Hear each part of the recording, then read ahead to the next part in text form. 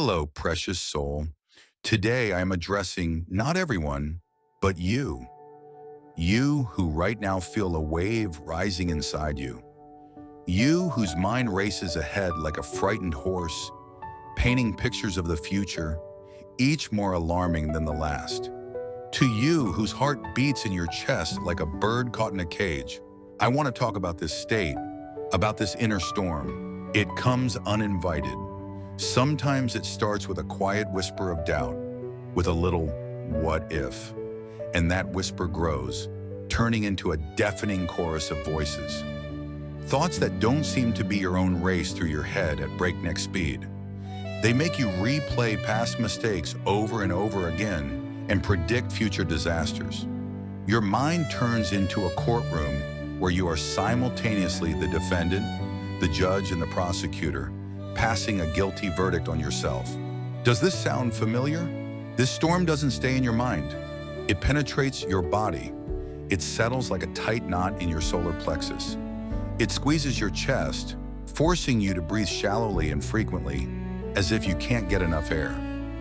It causes your shoulder and neck muscles to stiffen from the tension you carry around with you all day. You smile, you work, you talk to people, but all the while, part of you is on high alert, waiting for a blow that may never come. And the hardest part of this storm is the loneliness. You look at the calm faces of others and think, what's wrong with me? Why can't I just relax? Why isn't my faith strong enough to drive away this fear? I'm here to tell you, please hear me. What you're feeling is real, and it's not your fault. Anxiety is not a sign of weak faith or a broken spirit. It is not a flaw to be hidden in shame. Anxiety is a deeply human response. It's a signal. It's a flare that your soul launches into the sky, screaming, I've lost my footing. I've lost my way. My anchor has been torn away. We live in a world that constantly rocks our little boat. Winds of uncertainty, waves of bad news, storms of personal and global crises. And there is no shame in feeling small and vulnerable in the midst of this raging ocean. Your inner storm is only an echo of the outer storm. It is your being's honest reaction to the loss of control, to the loss of a sense of security. So before we look for ways to calm these waves, let's take the first, most important step. Let's just acknowledge the presence of the storm, without judgment, without panic, without trying to suppress it immediately. Stay in this moment. Tell yourself, yes, there is a storm raging inside me right now. I feel fear. My thoughts are chaotic. My body is tense. And that's okay. To acknowledge is not to give up. To acknowledge is to stop fighting with yourself, to stop wasting precious energy on self-flagellation. To acknowledge is to gather the courage to face your condition head-on. For only by seeing the storm for what it is can we find within ourselves a quiet, calm center, a place that neither wind nor waves can touch. And from this place, we will begin our journey to peace. So we stand in the midst of our inner storm. We do not run away from it. We do not condemn ourselves for it. We simply watch as the waves of fear and anxiety rise and fall. And the first question that arises in the mind of any sailor caught in a storm is, where is my anchor? What can hold my ship in place so that it is not swept away into the open, dark ocean of panic? We look for that anchor outside ourselves. We cling to other people's promises, to the hope that tomorrow everything will change, to distracting activities that only temporarily drown out the noise of the storm. But all of these are anchors that have been thrown into the water but have not reached the bottom, and our ship continues to drift. Today I want to reveal a secret to you, one that is simple and profound at the same time. The most reliable, most durable anchor you have ever had and will ever have, you carry with you every moment of your life. You use it 20,000 times a day without even noticing its incredible power. That anchor is your breath. Yes, simple breathing, the first gift you received at birth and the last you will give when you leave this world. The rhythm of life itself sounding within you. In ancient languages, the words breath, wind, and spirit were often the same word. For breath is the movement of the spirit in our body. Why is it an anchor? Think about this. Where does your anxiety live? It never lives in the present moment. Never. Your anxiety is a time traveler. It either rummages through the ruins of the past, extracting ghosts of guilt and regret, or it rushes into the foggy future, building castles there out of fears and countless what-ifs. The storm of thoughts rages either there in the past or there in the future. But your breath, it happens only at one point in time. Now, you cannot take a breath in yesterday. You cannot exhale in tomorrow. Every breath in and every breath out is a return home, to the only place where there are no regrets, no fears, to the quiet harbor of the present moment. Come if you are ready and in a safe place. Let us perform this sacred act together. This is not an exercise, it is an act of returning to yourself. Sit comfortably. If you can, straighten your shoulders. Place your hands on your knees, palms up, in a gesture of acceptance. Nothing special is required. Just allow your body to settle into a position of rest. Now close your eyes if you feel comfortable, and let's just pay attention to it, to your breath. Don't try to change it. Don't try to breathe correctly. Just observe. Feel the air entering through your nostrils. What temperature is it? Cool or warm? Feel your chest rising gently, your belly expanding. And now on an exhale, feel your body release the air effortlessly. Feel your shoulders drop. Feel the tension in your jaw ease. Let's take one truly mindful breath together. Slowly counting to 4. Inhale through your nose. 1, 2, 3, 4. Imagine that you are not just breathing in air. You are breathing in peace. You are breathing in silence. You are breathing in strength. And pause for a moment. Feel this pause. This is a moment of completeness, a moment when the storm subsides. Now slowly, even more slowly, exhale. 5, 4, 3, 2, 1. And with this exhalation, allow yourself to let go. Release the tension from your shoulders. Let go of at least one anxious thought. Imagine it leaving with the air, turning into nothing. Let's repeat. A deep, calm breath.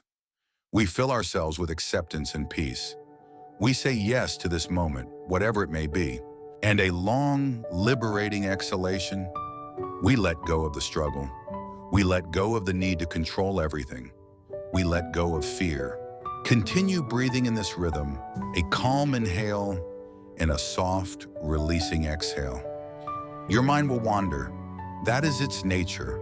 It will throw thoughts, fears, and to-do lists at you.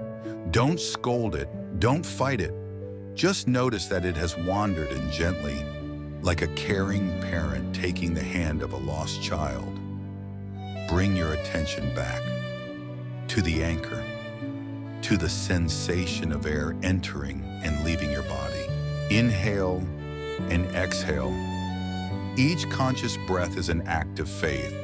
It is a silent prayer. With this action, you declare to the universe, despite the storm, despite the chaos in my head, I choose this moment of peace. I choose to return home, to my center.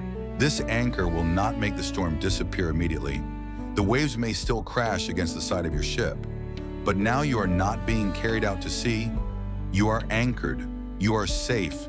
You can wait out any storm by staying in the center of the cyclone, where there is always silence. This anchor is always with you, in line at the store, in traffic, before a difficult conversation, in the middle of a sleepless night. 2 or 3 minutes of conscious breathing, and you are home again, safe again. Remember this feeling, the feeling that you have a tool, you have power, you have an anchor. Now slowly, when you are ready, open your eyes. Thank yourself for this time you have given to your soul. You have taken the first and most important step. You have dropped anchor. Now that our ship is relatively safe, we can look at the storm itself and understand where it comes from. We will talk about this in the next part. Now that you are anchored in the present moment by your breath, let's look at the storm itself together. not as its victims, but as wise observers. Where do these waves come from? What feeds this wind that causes our minds to panic? If we look closely, we will see that all this chaos has one single driving force, one powerful, tireless force that generates the storm. This force is our desperate, exhausting, and ultimately futile attempt to control everything. Control, what a familiar and seemingly safe word. We believe that if we can foresee everything, plan everything, calculate everything, we will protect ourselves from pain. We believe that our anxiety is the price we pay for responsibility. And so we begin this endless work. We try to control the future by running through hundreds of scenarios in our heads, hoping to prepare for the worst. We try to control the past by replaying dialogues over and over again in our minds, regretting words and actions, as if we could change what has already turned to dust. We try to control other people, their opinions of us, their decisions, their feelings, especially the feelings of those we love, desperately wanting to protect them from mistakes.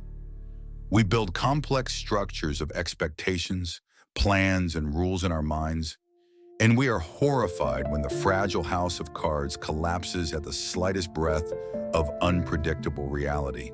It is in this effort that anxiety is born. Anxiety is not just fear. Anxiety is the tension that arises in the gap between how we want things to be and how they actually are. And the harder we try to force that gap closed, the louder the string of our anxiety rings. Let me offer you an image. Imagine you are standing by a clear, cool stream. You dip your palms into the water and scoop it up. Your palms are full. The water is beautiful. It is a symbol of life itself, its flow, its freshness. And at that moment, the voice of fear whispers in your ear, "Hold on to it. It's yours. Don't lose a drop." And what do? You instinctively close your fingers. You clench your palms into fists, trying to keep the water inside. And what happens at that very moment? The water immediately slips through the smallest cracks.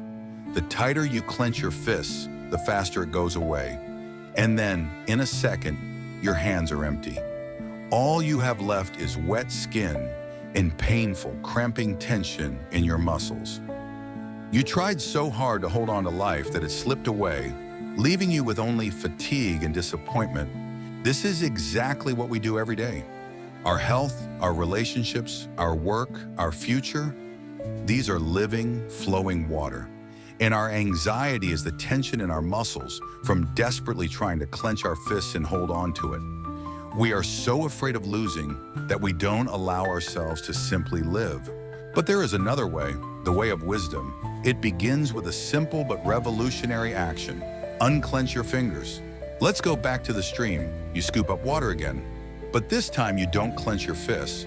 You keep your palms open and relaxed. The water lies calmly in them. Yes, maybe a drop will seep out. Yes, it does not belong to you forever.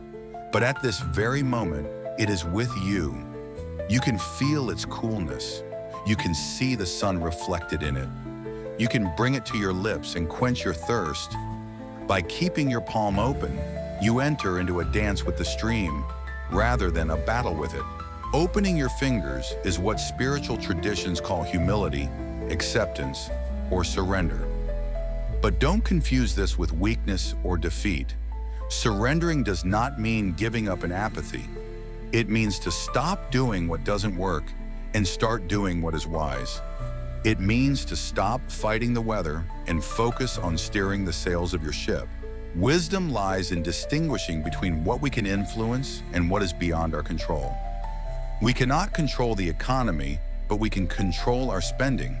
We cannot control whether there will be traffic jams on the road, but we can control what time we leave the house. We cannot control another person's feelings, but we can control our own honesty and kindness in relationships. We cannot control whether illness will come, but we can control how we take care of our bodies today. To unclench your fingers is to give to God, the universe, life, what already belongs to it. It is to say, I have done everything in my power. I planted the seed, I watered it, but I cannot make it grow. I entrust this process to you, And the moment you do that, a miracle happens. The tension in your muscles eases. The anxiety, which was only a symptom of the struggle, begins to melt away. You don't gain control over the world. Number. You gain something much greater. You gain peace. Think about it right now. What are you holding on to so tightly, clenching your fists? What water are you desperately afraid of losing? Maybe it's a relationship, or a job, or your health. Just imagine how you mentally, very slowly, unclench your fingers. You don't push it away from you. You just stop clenching it convulsively. You stop resisting the flow. It is in this open, trusting palm that true strength is born. The strength not to control, but to accept. Not to possess, but to appreciate. Not to fear, but to trust. But how do you learn this trust? How do you nurture it in your heart? This will be the topic of our next conversation. So, you have opened your fingers. You have dared to let go of your convulsive control over the flow of life. And at first, it may feel strange, even frightening. It is as if you are standing in a void, deprived of your familiar, albeit painful support. What now? If I do not hold on to my fear, what should I hold on to? That open palm is not emptiness. It is an invitation to welcome into your life a force that is many times greater than the force of control. The name of that force is trust. But what is trust?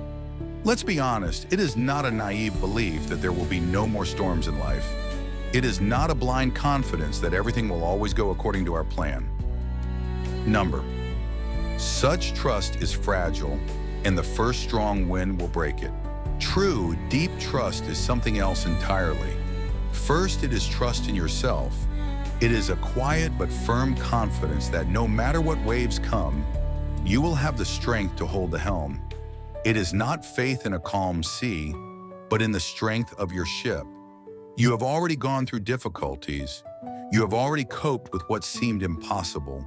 You have fallen and risen.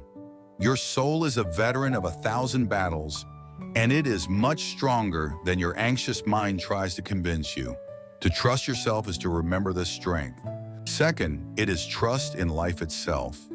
It is a deep knowledge that even the longest and coldest winter is always followed by spring, that a seed must lie in dark, uncomfortable soil in order to sprout, that the night sky is necessary for us to see the stars. To trust life is to accept its cyclical nature, its rhythms.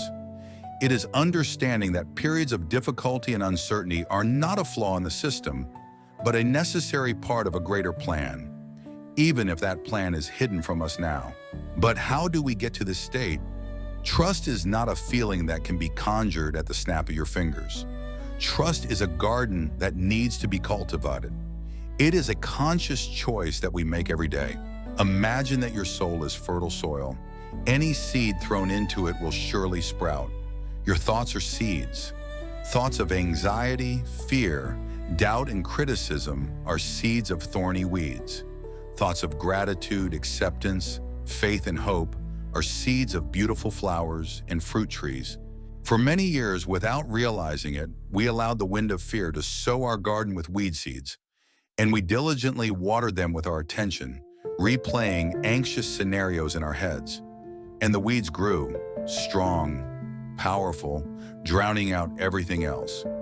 Now our task is not to engage in an exhausting battle with them, trying to pull them out by the roots.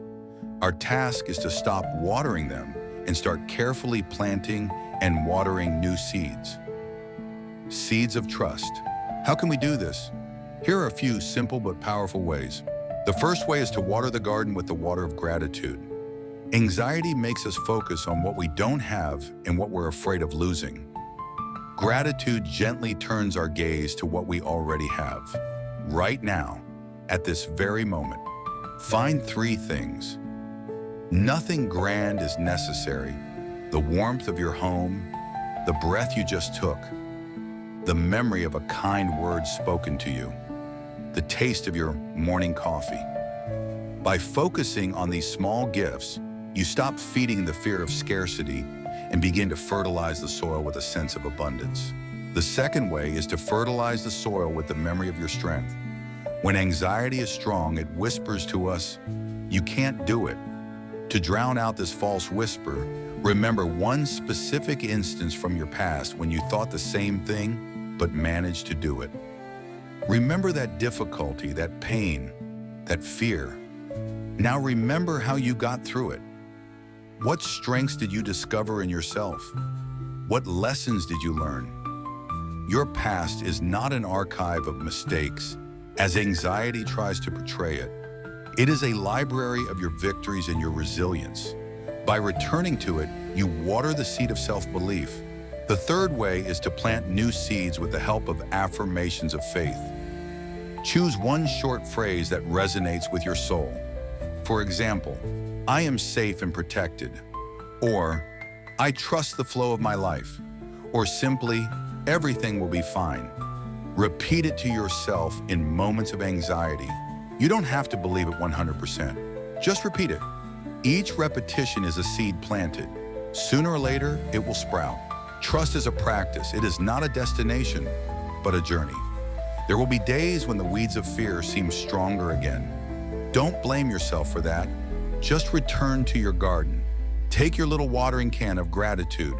Throw one seed of faith into the soil. That's enough. You are the gardener of your soul. You have all the power and all the wisdom to turn a weed-choked plot into a blooming Eden. It is a quiet, daily, sacred work. It is the greatest work you can do. And now that we understand how to unclench our fists of control and how to cultivate the soil of trust, we are ready for the final step. We are ready to bring it all together in a single act, in a prayer that will cement our choice and bring deep peace to our souls. We have walked this path together. We dared to face our inner storm. We found a saving anchor in our breath. We saw how our desperate grasp for control only intensified the pain, and we learned the wisdom of an open palm. We decided to become gardeners of our souls, consciously cultivating trust. Now it is time to put all this knowledge, all these discoveries into action, not into action in the external world, but into the sacred action of the Spirit. It is time for prayer. Prayer is not just words addressed to the heavens. It is an act of aligning our soul with the highest truth. It is the moment when we stop trying to change the world and allow the world to change us. So, if you can, find a comfortable position now. Close your eyes again and return to your anchor. Take one deep, calm breath and a long, liberating exhale. Feel yourself here and now, in this sacred space. And I invite you to join me in this prayer. You can repeat the words in your heart or just listen, allowing them to wash over your soul. O great Spirit of life, source of all that is, whatever we call you, I come to you now not as I should be, but as I am. I come with my troubled heart and my anxious mind. I do not hide my fear. I bring it into the light of your infinite acceptance. You see the storm within me, and you do not judge. Today, I want to perform an act of release. I mentally picture my palms clenched into fists around everything I am trying to control. Around my future, around the health of my loved ones, around other people's opinions, around my finances, around my hopes and my fears. I feel the tension in these fists. I acknowledge how this struggle has worn me down. And now with a deep exhale, I make a choice. I unclench my fingers, slowly, one by one. I open my palms before you, and I give it all to you. Everything that was never truly mine. I give you my past with its mistakes and my future with its uncertainty. I free myself from the unbearable burden of being the god of my own little universe. I accept my humanity. I accept my limits. And now, into this liberated open palm, I ask you to place the gift of trust. Help me to cultivate my inner garden. Help me to water the seeds of faith, not the weeds of anxiety. Help me to see your presence in the little things. Help me to remember the strength you have placed within me, the strength to endure, the strength to love, the strength not to give up. Give me the wisdom to trust your timing, even when it does not coincide with mine. Finally, I ask for the most important thing. I ask for peace. I do not ask for a calm sea, but for an unshakable anchor in my soul. I do not ask for the absence of storms, but for a deep silence in the very center of them. Grant me the peace that surpasses all human understanding. Peace that does not depend on circumstances. Peace that comes from knowing that I am your child and that I am always in your caring hands. So be it. Amen. And now, before you open your eyes, receive this blessing. May there be silence in your mind. May there be peace in your heart.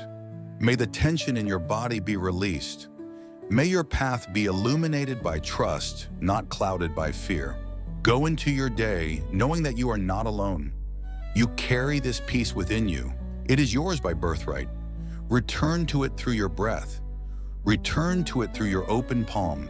You are not alone in the search for peace. Our Faith Spoken community is here for you to walk this path together. If this message has brought peace to your heart, please support us. Like this video so that others whose souls are in need of silence can find it. Write in the comments one thing you choose to let go today and entrust to a higher power. Your courage may inspire someone else. Subscribe to our channel so we can continue to meet in this space of peace and strengthen our faith together. Go in peace and breathe. Just breathe.